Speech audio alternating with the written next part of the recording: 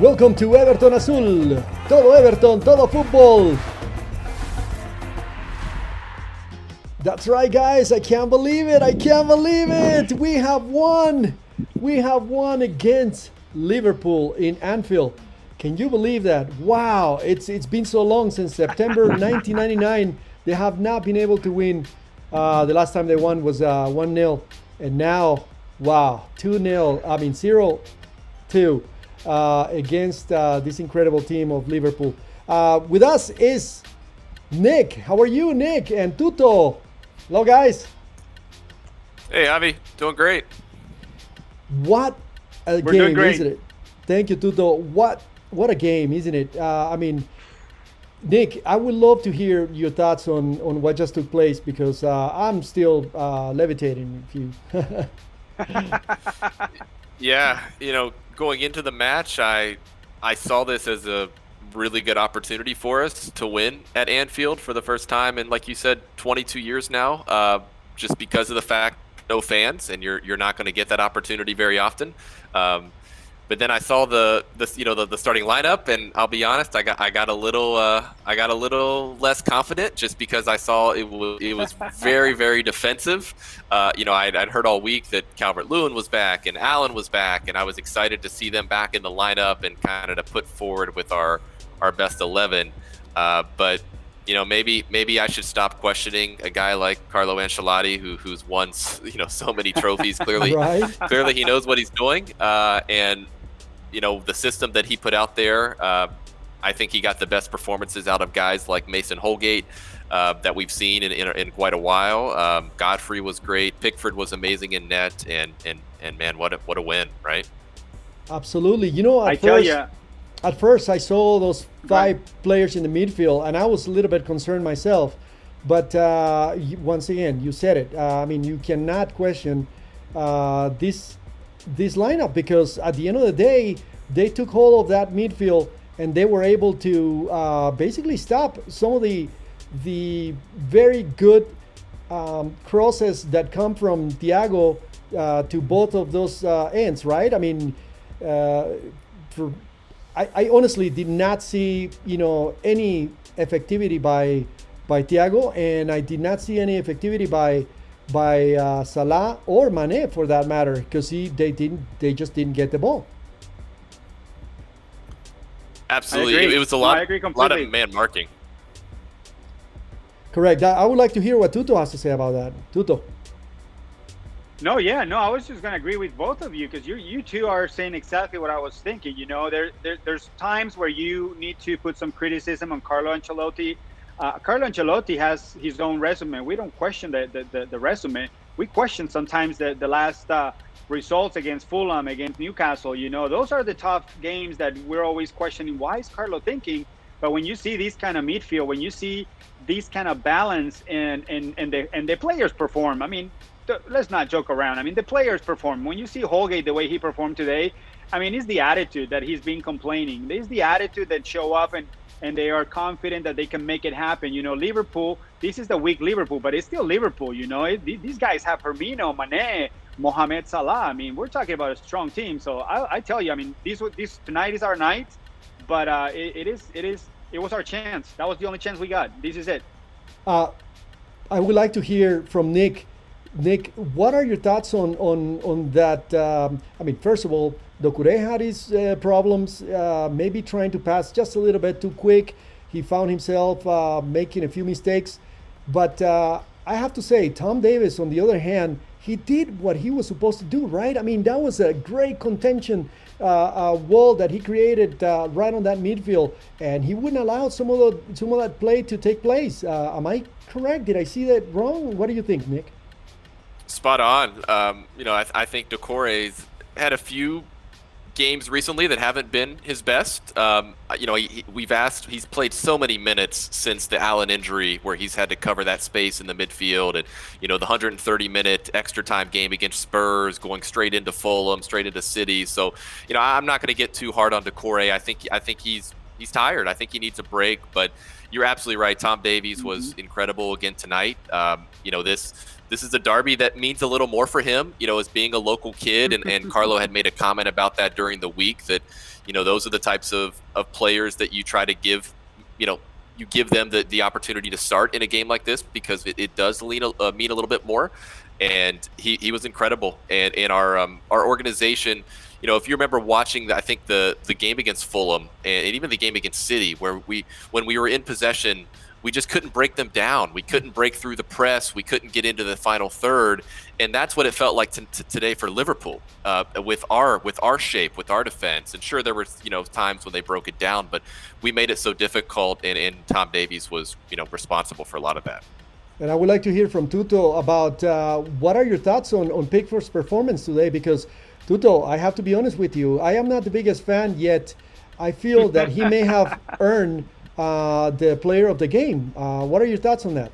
Who do you actually? Let me rephrase it. Who do you think? Let me rephrase that. Who do you think was the player of Everton today? Yeah, no, my player is James Rodriguez. James did what he needed to do at the 3rd minute. He received a ball from Doucouré, and then he was able to just filter that the way he does well. He put Richarlison on the area, and then Richarlison was able to finish. Now, of course, James was able to do what he knows best. He was able to move the ball around, but Pickford showed up on the second half. So for me, Pickford did perform. He was under pressure. All the lights were going to be on Pickford because of what happened last time when we played Liverpool. But to be honest, it was a balance. I mean, you can go name by name, and like you guys mentioned, Godfrey, Holgate, you name it. I mean, the whole team was a team again, and that's what we love to see Everton play like. When you see them kind of individually, come on, guys, be a team. When you are a team, and that what Nick was saying against Fulham and Newcastle, you're like, this is day and night. Yeah. How is a team go from day and night when you are playing against a Fulham or a Liverpool? Come on, guys. But for me, it was James Rodriguez magic today. Magic, absolutely. Nick, in reference to one of the players that we've been questioning quite a lot, Richarlison once again showed up. And today he was key, not only receiving that beautiful pass from James Rodriguez that he crossed just beautiful. Alisson had no chance, but to me that the very quick pass to Dominic Calvert-Lewin where Dominic actually it's stripped and it creates a penalty that Sigurdsson later scored. What are your thoughts on Richarlison's performance today, Nick? Yeah, I was worried for him when I saw the lineup just because, it looked like he was going to be really isolated again.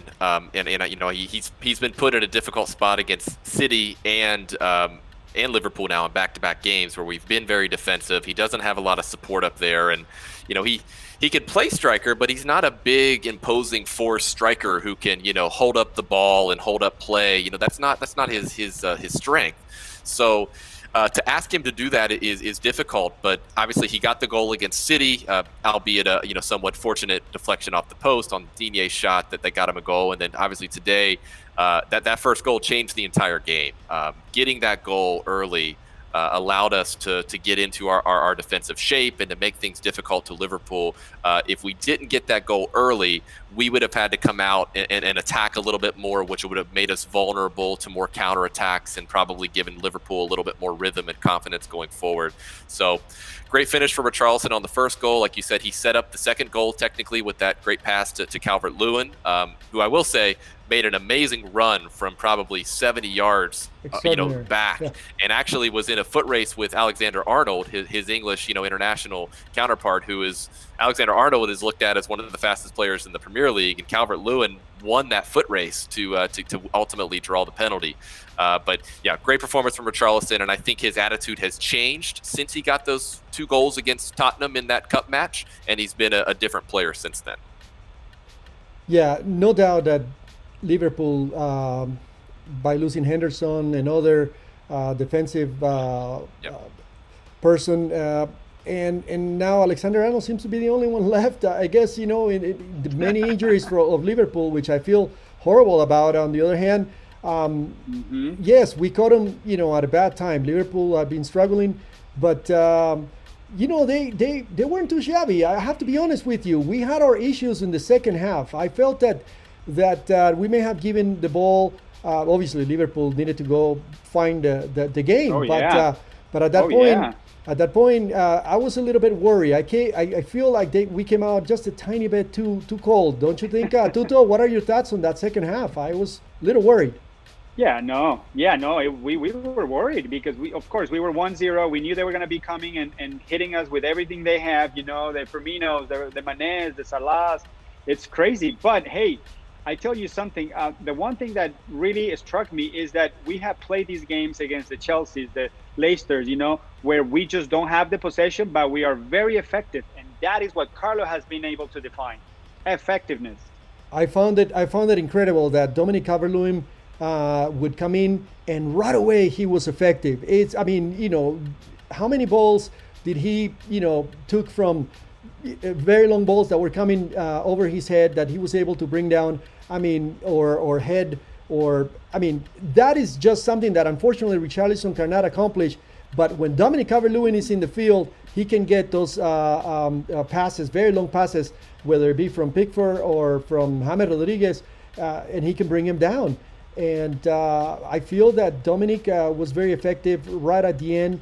And how I wish I would have liked to have seen Alan. Unfortunately, I don't think he's ready yet for 90 minutes. Yeah. Nick, what are your thoughts? When do you see Alan coming back, and what do you think of Dominic Calvert-Lewin's performance today?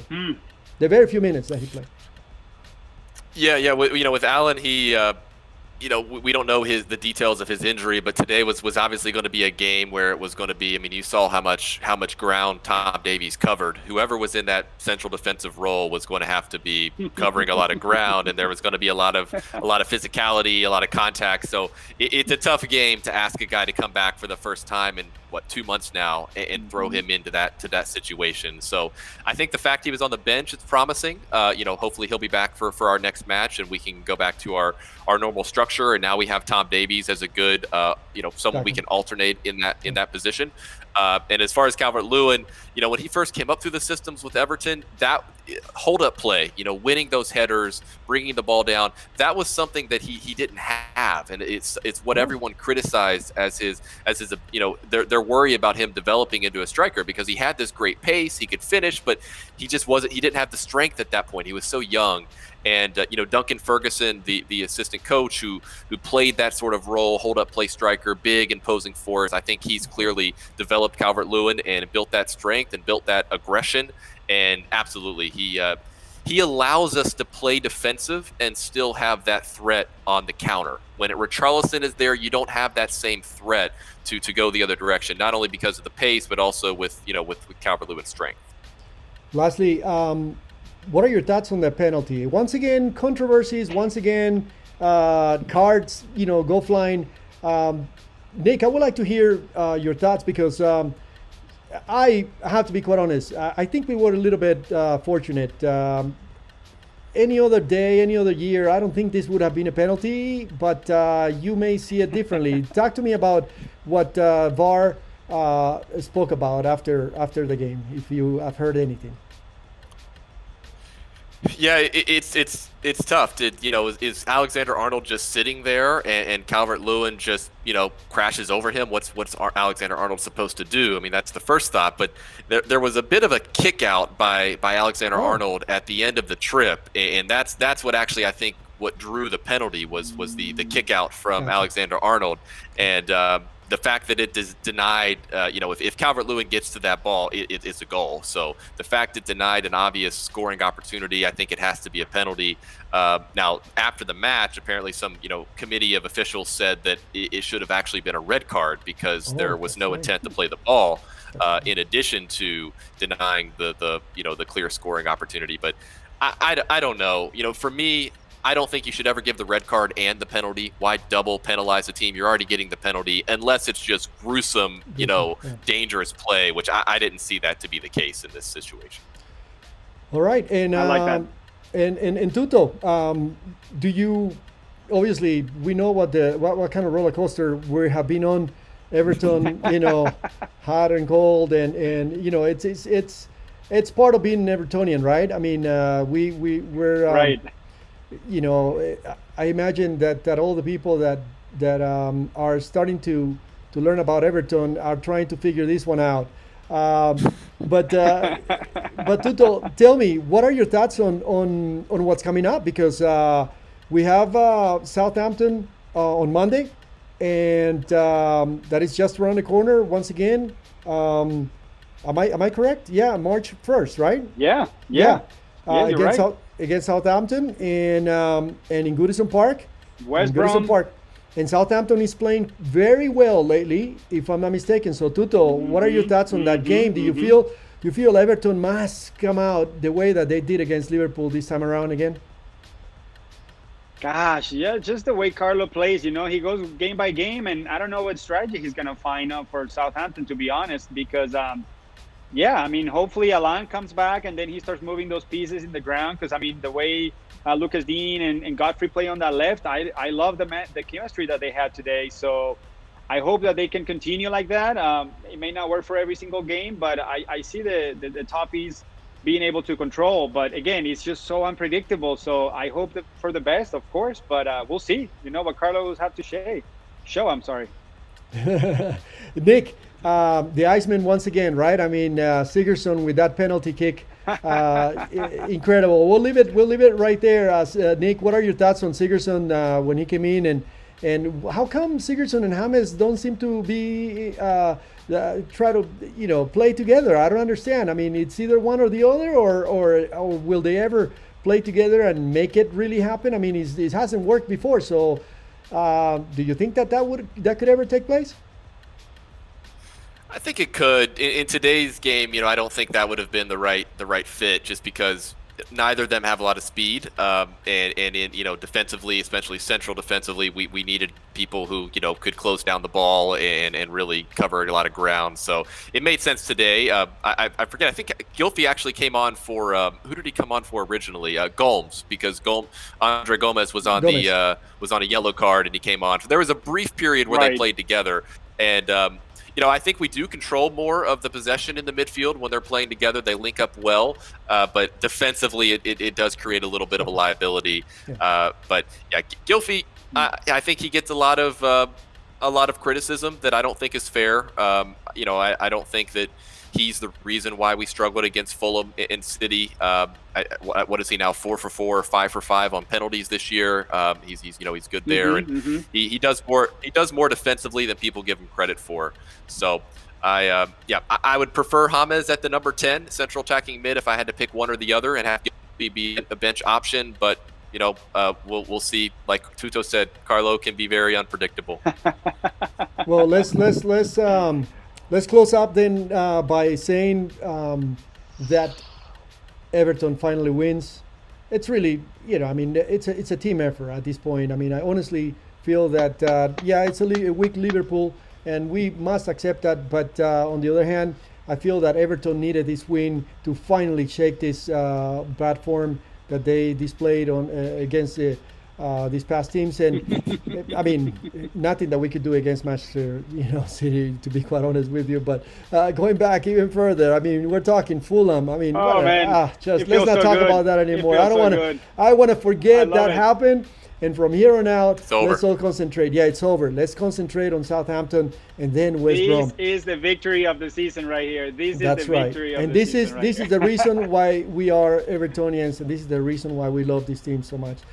We want to thank everyone that has been part of this. We're part of the Watch Along in Spanish, and we want to, of course, thank everybody that have created this channel, Talking Toffee. It's brand new, and we appreciate Nick so much for being able to talk to us.